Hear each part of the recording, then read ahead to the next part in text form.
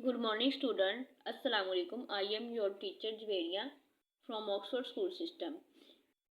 Class 6 हम chapter number 1 पढ़े थे निकोबोबिनस। ठीक है, इसकी हमने रीडिंग कर ली थी लास्ट टाइम।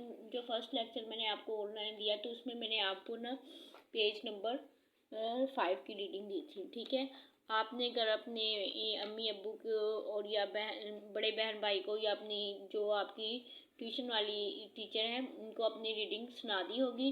तो नेक्स्ट आपने जो रीडिंग करनी है ना वो पेज नंबर 6 की है।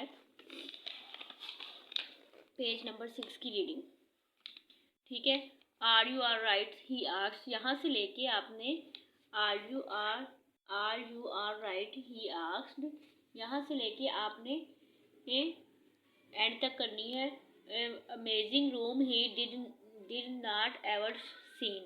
ठीक है, यहाँ तक आपने पेज नंबर 6 की रीडिंग करनी है, यानी कि ये चैप्टर आपकी रीडिंग के हवाले से कंप्लीट हो जाएगा।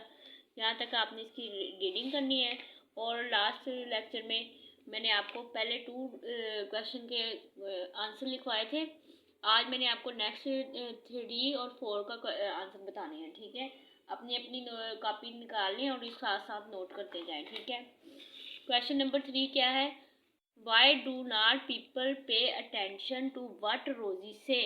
के लोग वाई डू नॉट लोग क्यों पे अटेंशन तो जो नहीं क्यों नहीं देते थे टू वट रोजी से रोजी जो कहती थी उस पर। इसका आंसर क्या होगा? Because she is. ठीक है, छोटा सा मैंने इसको शॉर्ट फॉर्म में कर दिया है। Because she is always having wide ideas, क्योंकि वो हमेशा वाइल्ड आइडियाज का मतलब है अजीबो गरीब ख्यालात पेश करती थी। ठीक है, ये क्वेश्चन नंबर 3 का आंसर है। और क्वेश्चन नंबर 4 क्या है? What do you think does Rosie suggest that she and Nico Bobnia should do? रोजी ने कौन सी 2 चीज़ें सजेस्ट की निको बोबनियस को कि हमें करनी चाहिए? रोजी ने सजेस्ट किया she and Niko Bobnius should pull up weed on his doorstep. वो कह रहा था कि हमें अपने दहलीज पर फालतू घास उगानी चाहिए। एंड डिस्कवर और दरियाफ्त करना चाहिए द लैंड ऑफ डार्गोन्स, यानी कि डार्गोन्स का लैंड डिस्कवर करना चाहिए। ये 2 काम थे जो उसने इसको सजेस्ट किया कि ये हमें लाजमी करने चाहिए। ये 2 शॉर्ट क्वेश्चन आपने 3 और 4 अपनी अपनी नोटबुक पे करने हैं। ठीक है, इंग्लिश ए की नोटबुक पे। ठीक है, और इंग्लिश बी का आपका काम, इंग्लिश बी का भी मैं आपको काम बता रही हूँ साथ में। ठीक है, वो भी आप नोट कर लें। और रीडिंग आपने याद करनी है इंग्लिश, और ये 2 क्वेश्चन आपने इंग्लिश ए के अपनी नोट कापियों पे नोट करने हैं। और इंग्लिश बी का जो मैंने आपको करवाया था एलिमेंट ऑफ स्पीच पे थे हम, तो उसमें मैंने एडवर्ब तक आपको डिफाइंस करवा दी थी। आज जो नेक्स्ट इसकी डिफाइन है ना वो प्रोपोजिशन है। प्रोपोजिशन का उर्दू में मतलब होता है हर्फ जाल। ठीक है, the words that show position and relation of one noun to the other noun or pronoun is now as a proposition।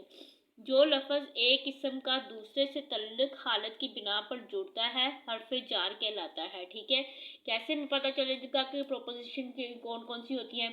जैसे आपको इज़, एम, आर, वाज, वर, ये सारी जो चीज़ें हैं वो प्रोपोजिशन है। जैसे इसकी एग्जांपल कुछ करते हैं हम।